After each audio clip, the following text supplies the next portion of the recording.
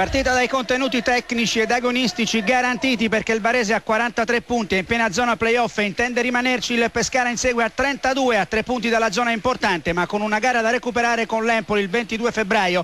Informazione tra gli abruzzesi: non ci sarà Olivi squalificato, indisponibili Verratti, Bucchi e Ariatti. Per quanto riguarda il Varese, il giudice sportivo ha fermato Dos Santos. Le formazioni: il Pescara con il 4-4-1-1 di Di Francesco, Pinna tra i pali, Zanon, Diamutene, Mengoni e Capuano che formano il pacchetto arretrato, poi Nicco, Cascione, Tognozzi e Bonanni in mediana, più avanti Soddimo a suggerire per la punta centrale che è Sansovini. Il Varese, Sannino l'ha schierato con il 4-4-2, Zappino a difesa della porta, difesa in linea Pisano, Pesoli, Camisa e Pugliese, Concas, Corte, Frara e Carrozza, centrocampo e Bagua e Neto Pereira davanti. Dirige il signor Nasca di Bari. A Pescara giornata di sole, 15 gradi, 7.000 spettatori. La linea allo studio. Si gioca l'unico minuto di recupero assegnato dall'arbitro, che è il signor Nasca di Bari. Un minuto solo di recupero dunque per questa partita che ferma sullo 0-0 tra il Pescara e il Varese. Nel periodo non collegato Concas sotto misura, gran tiro alto sulla traversa. Adesso un calcio di punizione per la formazione ospite. Bonanni atterrato, Carrozza ai 20 metri, si incarica della battuta lo stesso giocatore sul secondo palo, il tiro e Pinna riesce a bloccare il pallone. Colpo di testa sulla sinistra sul secondo palo di Neto Pereira ed è stato molto bravo Pinna a bloccare il pallone. Occasionissima dunque per il Varese. Rimane 0-0 e noi giriamo la linea a Modena.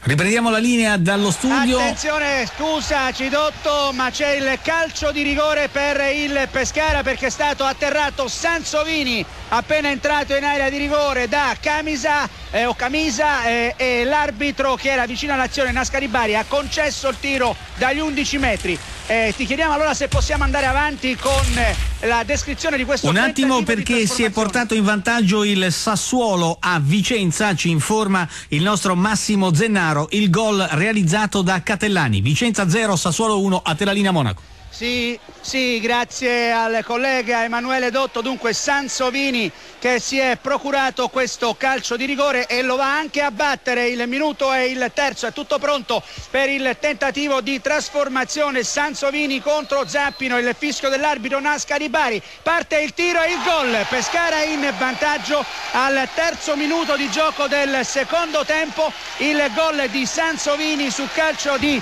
rigore e tutti ad abbracciare il tecnico Di Francesco, una sorta di di regalo da parte della squadra, perché il tecnico ha subito un grave lutto in settimana e ci uniamo anche noi al dolore del tecnico Di Francesco. Allora, Pescara 1, Varese 0, linea a Modena. 28 e 30 secondi, attenzione, il Pescara in avanti con Sansovini, a tu per tu con il portiere ospite, il tiro, il miracolo da parte di Zappino e ancora attacca il Pescara, ma fa buona guardia poi all'indietro Pesoli. Occasionissima per la formazione abruzzese per cercare di arrivare al raddoppio, ma è stato bravissimo Zappino a tenere in gara il Varese, che è sotto di un gol, ve lo ricordiamo, messo a segno da Sansovini su calcio di rigore al terzo minuto di gioco. Un cambio, un altro intanto per quanto riguarda l'11 di Sannino, è uscito Concas, al suo posto è entrato Nadarevic. 29 i minuti, sempre 1-0, la linea va a Modena. È il 32esimo, sempre Pescara in vantaggio sul Varese per 1-0, partita bellissima nel tratto di gara non collegato, velocissima tra l'altro con continui capovolgimenti di fronte.